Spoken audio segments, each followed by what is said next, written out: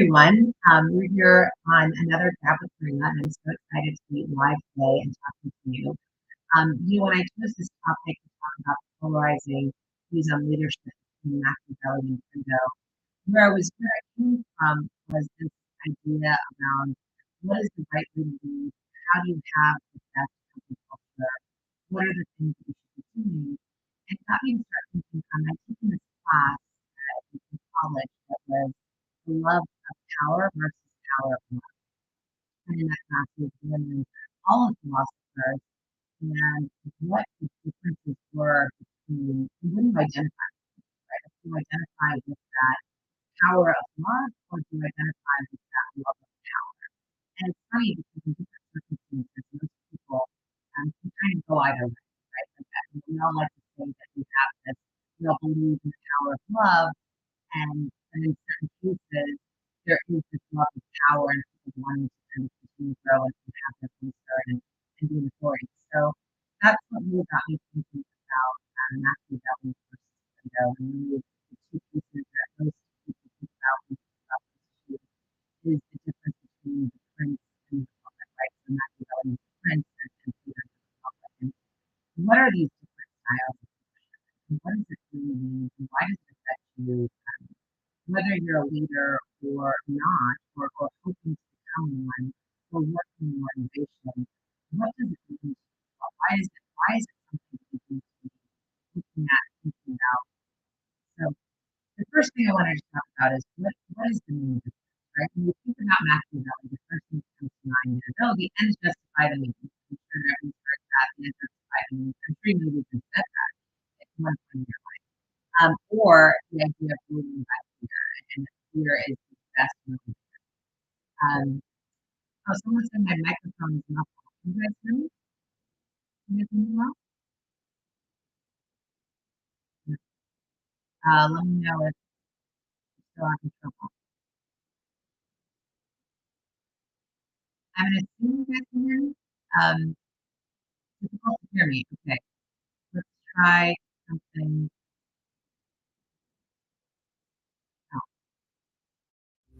Is that better? Can you guys hear me better right now? Thanks for the feedback. Can you guys hear me? Hello? No? Still muffled. Okay. What about this way? Can you guys hear me? Is this better? Can you guys hear me now? Yes? Still not well.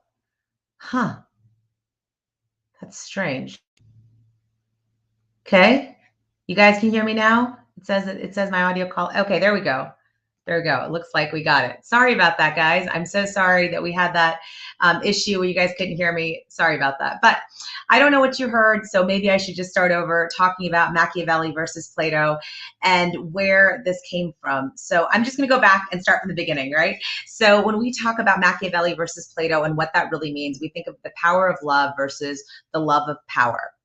And for me, this has been a concept I've thought about since college because I had this class where we really studied all these various philosophers and authors and what these different works meant and did, and whether or not power mattered or love mattered.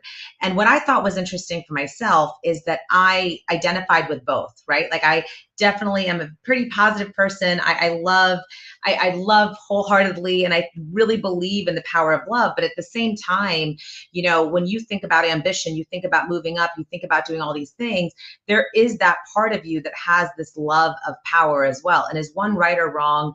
How do you really lead? And regardless of whether or not you are a leader in your organization, what does this mean to you? How do you build culture based around these various philosophies around leadership, right? So the first thing I want to talk about is the idea that Machiavelli had that fear is the best motivator, right? So we think about fear being the best motivator. And I'm sure that if I asked everybody here and said, are you motivated by fear? Most people would say, no, that's a terrible, I don't want to work in a place where I am always afraid about my job, that I'm always scared that I'm not going to move forward, or that I'm going to get, hit on the head if I do the wrong thing, or that the consequences are very severe. Most people don't actually want to be ruled by fear. But what's interesting is that according to a Stanford study, people who are more leaders, who are more feared, actually are perceived to be more effective and more confident than those who are not. So I thought that that was a pretty interesting statistic, that fear sometimes does motivate. But I think that there's a right and a wrong time to utilize fear as a motivator. Is that something that's consistent? Is it something that happens all the time? How do you ensure that you're not always just that person who's, oh my God, if you don't do this, then this will happen? So now going to Plato and thinking about Plato's ideas, the journey is everything, right? It's all about the journey. So forget the ends justify the means. It's all about the journey as a whole. And if you are taking this path and all of the decisions and all of the learnings that you get from this path, that's what's going to make you better. That's what's going to make you grow. And that's what's going to make your company grow and your organization or your country, if we're thinking about, back to the days of the Republic.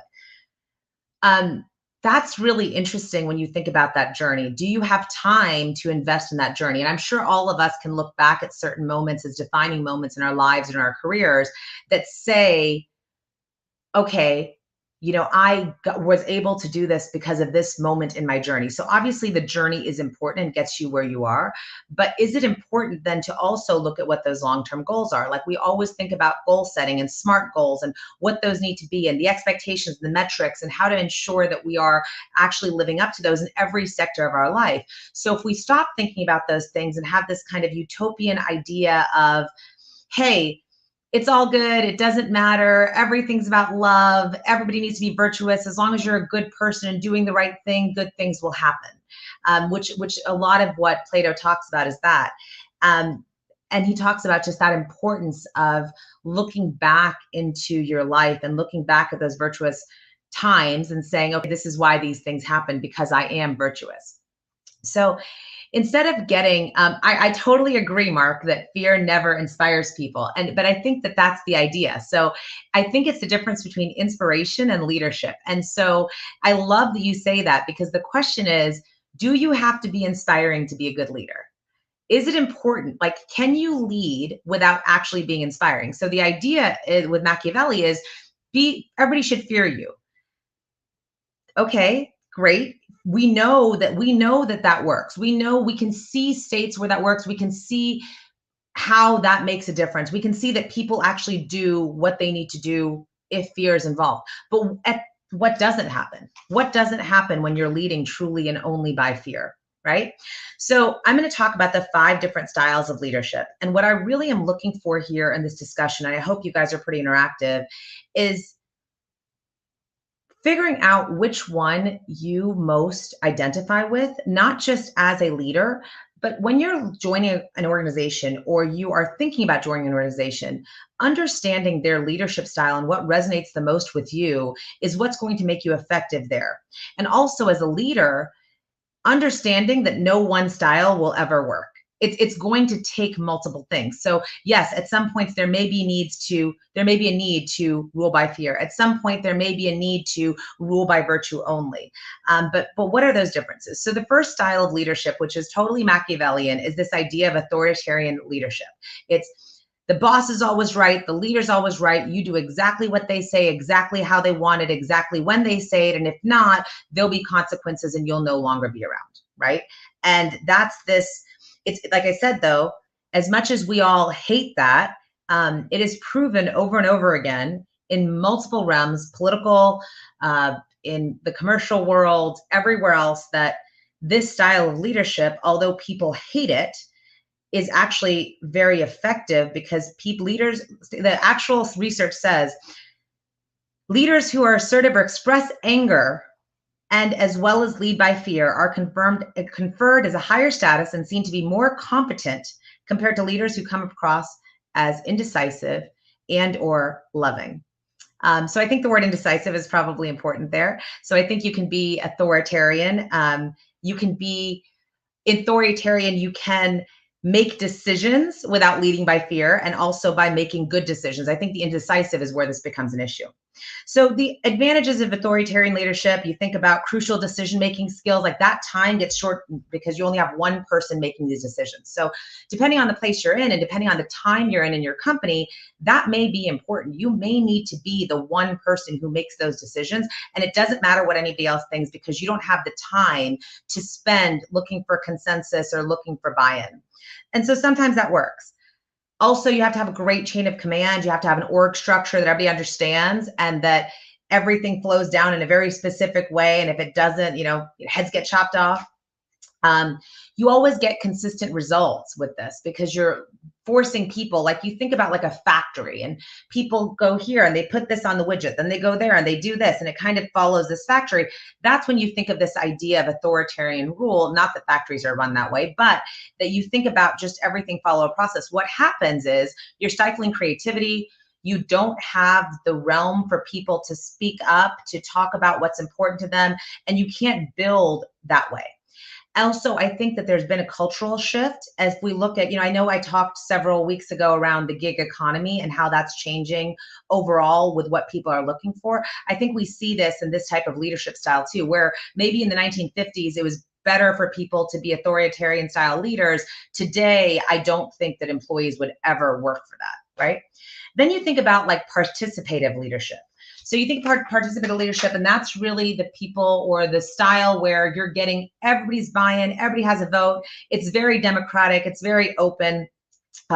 This works very well when you have a group of people that are all at similar levels. So often participative leadership works well in a specific sub-segment within an organization. So maybe it's the marketing team or the sales team or the dev team or the operations team or something else that is really working with participative style leadership because they're allowed to work, they're thinking about what works for everybody. It's encouraging employee satisfaction, and it encourages their motivation. It gives you a high level of productivity. Everybody's working toward the same goal because they all decided on that goal together. What happens though? What's the downside? Well, decisions can take forever to make because you're looking for a consensus across a group of people. It's democratic. While you do have a leader who might make that final decision, you're really looking for some kind of consensus. If the employees are unskilled or don't actually know if they're not subject matter experts on the thing that they're participating in decision for, you may end up with bad work because you're starting to trust and believe every single person in the organization, giving every single person a vote and hoping that everybody actually knows what they're talking about as opposed to working on centers of excellence.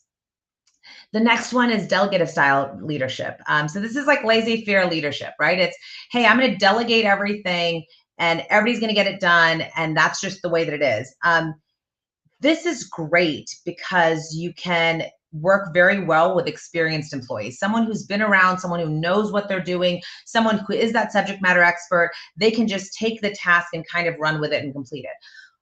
What could end up happening though is you may have a very chunky or siloed organization where, okay, everything works well in this part of the organization, this works well in this part of the organization, but when you try to have anything cross-functional and there's a cross-functional project or product or something else that's trying to come out or a launch, it's not going to happen. And the reason it won't happen is because every single person has been delegated a specific task and has done that task to the best of their ability, and it's not communicated throughout the organization. So delegative style leadership without having any kind of control often will cause issues unless you have a very specific mission, vision, everything, and every single person is rowing on that, and that is all you do all the time. The next one is transactional style leadership, right? And I think we hear about this, we've seen this, we probably all maybe have been part of this at some point, right? Where, okay, you do this and you get that. If you do this, here's the number. If you hit this, you get this. If you don't hit this, you get, there's a consequence and this is what it is. It's based on a very give and take. It's a transactional level relationship between leaders and their subordinates. It usually is a very flat organization. It doesn't work in a multi-layer organization. It works in a very flat organization where there are very well thought out goals that everybody must be hitting at a specific time and at a specific place, and how you are measuring that is accurately defined. And once you can do that, you may be able to have that transactional style relationship to say, okay, here's the thing. As long as you get this done, this is your reward. If you don't get this done, if this is the goal is not met, we're going to track these goals, then there's a punishment. The benefits of transactional style leadership is that everybody knows where they sit at all times. There's no confusion. It's not, hey, am I doing well? It's not, can you tell me, can we get to do a performance review? Let's figure out what I can do be doing better. It doesn't matter, right? Because at the end of the day, the person knows exactly where they stand at all times. They have the metrics, they have the numbers, they're getting rewarded or punished on a day-to-day basis.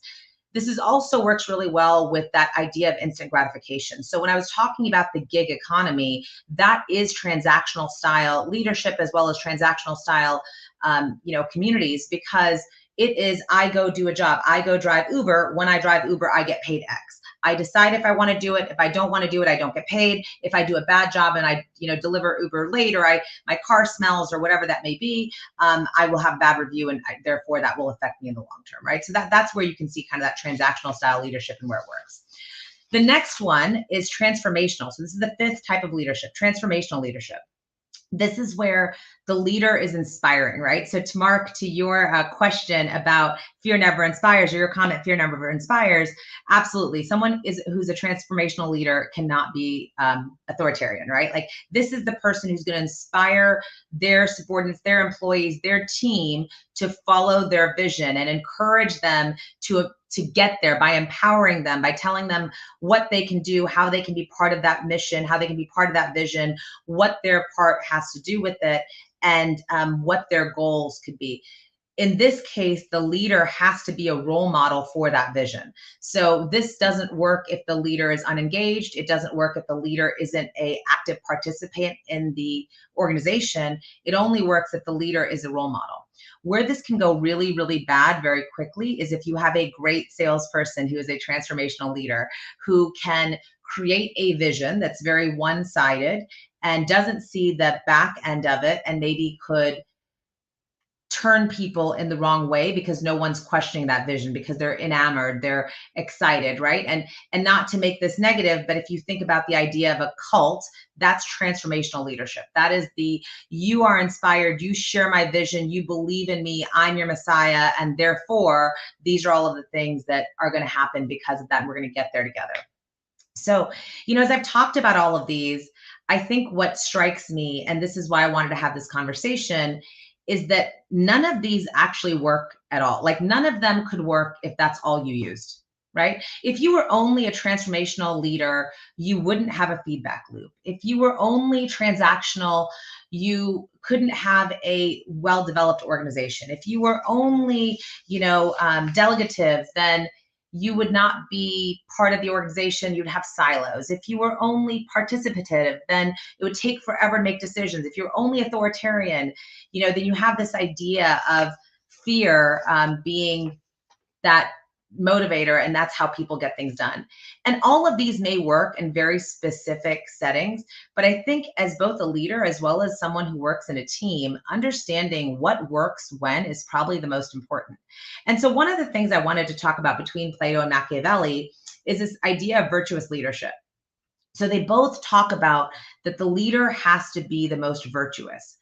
It's just that the virtues are completely different. So Machiavelli, the virtues are, it's about the leader becoming better and building themselves up. And it's all about the self and themselves, and they're the lover of power. Where Plato talks about virtues as honesty and integrity and wisdom. It's figuring out where you fit. In my opinion, I think they both are right. I think that it is absolutely important to have a feedback loop, but also have very set standards that say, if you don't hit these goals, then this is the consequence, or this is the reward. So there is some of that transactional style behavior. There is some of that authoritarian style leadership, because you have to make quick decisions, especially where we are here at Bill Genie. We have to make very, very fast decisions, and we want everybody's buy-in. We all share the same mission and vision, but you have to be able to make decisions quickly without requiring an entire consensus. You also don't want to over-inspire and be so transformational that people are just following like blind sheep, and you never hear that something's not working because everybody has been programmed to just follow because they're like enamored by, wow, this must be right. And if they said so, it must be, the golden rule. So I think really looking at these various styles of leadership and understanding where and how you fit, both as a team member as well as a leader. And if you are a leader and if you are hoping to become a leader, whether you are today or not, or hoping to become one, I think looking at every decision you make and every way that you're leading your team and seeing which part or which style of leadership are you doing, and being very cognizant of the downfalls of that style of leadership. So understanding that, hey, if I had to be participant, I'm sorry, I can't even say that, in this decision or in this way that I'm leading this group, is that okay? But understand that that decision may take me a lot longer. So I'm only going to use that style of leadership when I have the amount of time to have everybody's consensus. I'm only going to use authoritarian when I need to make a quick decision and I know that there has to be real consequences, and maybe the company would be facing real consequences if these things weren't done correctly. Maybe it's a consequence financially, maybe it's a consequence to one of our customers. How do you kind of look at all of those things? So does anybody have any questions, thoughts? I know that this has been like a very ethereal conversation talking about different leadership styles and, philosophers and old school authors, but would love to know if anybody has any questions or thoughts. If not, I'm going to go ahead and end here because it's already gotten to 20 minutes. Sorry about the audio issues at the beginning.